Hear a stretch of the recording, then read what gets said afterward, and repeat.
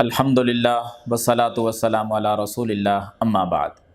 محترم سامعین و ناظرین، آپ کی خدمت میں آج ایسی دو احادیث لے کر حاضر ہوا ہوں جو آیت الکرسی کے متعلق ہیں، اور دونوں احادیث میں نبی مکرم صلی اللہ علیہ وسلم نے قسم اٹھا کر آیت الکرسی کی فضیلت کو اجاگر کیا ہے۔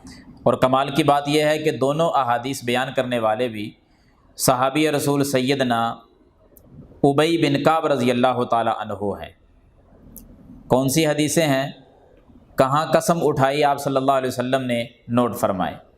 پہلی حدیث صحیح مسلم کے اندر ہے، سیدنا ابی بن کعب رضی اللہ تعالی عنہ فرماتے ہیں کہ نبی مکرم صلی اللہ علیہ وسلم نے مجھ سے پوچھا کہ اے ابی، کنیت سے پکارا، ابو منذر ان کی کنیت تھی۔ آپ علیہ السلام پوچھتے ہیں کہ اتدری ای آیت من کتاب اللہ معک اعظم، اے ابی، جو تیرے پاس اللہ کا قرآن ہے، اس قرآن میں سب سے عظمت والی آیت کون سی ہے، کیا آپ جانتے ہیں؟ تو سیدنا ابی بن کعب رضی اللہ تعالیٰ فرماتے ہیں، میں نے کہا یا رسول اللہ صلی اللہ علیہ وسلم، اللہ تعالیٰ جانتے ہیں یا اللہ کے رسول صلی اللہ علیہ وسلم جانتے ہیں، زیادہ علم انہی کے پاس ہے، میں تو نہیں جانتا۔ دوسری مرتبہ پھر آپ صلی اللہ علیہ وسلم نے پوچھا کہ کیا آپ جانتے ہیں کہ اللہ کے قرآن میں سب سے عظمت والی آیت کون سی ہے؟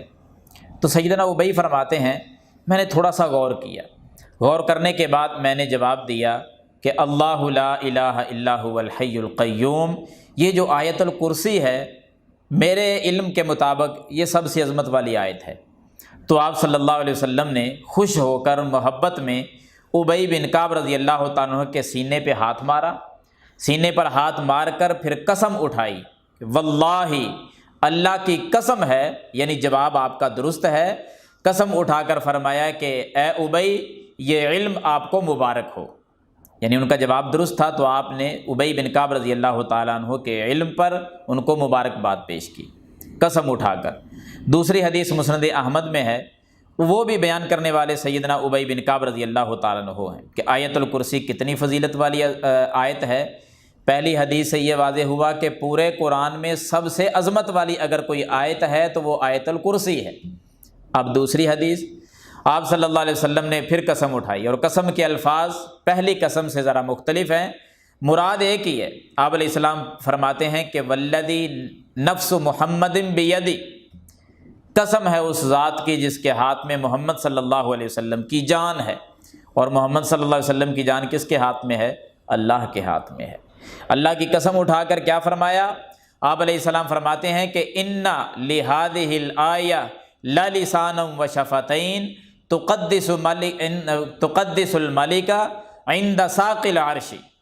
آپ صلی اللہ علیہ وسلم نے فرمایا کہ مجھے اللہ کی قسم ہے، یہ جو آیت ہے نا، آیت الکرسی، یہ قیامت کے دن اللہ تعالیٰ اس کو ایک زبان عطا کرے گا، دو ہونٹ عطا کرے گا، ایک زبان ہوگی، دو ہونٹ ہوں گے، اللہ اس کو بولنے کی طاقت عطا فرمائے گا۔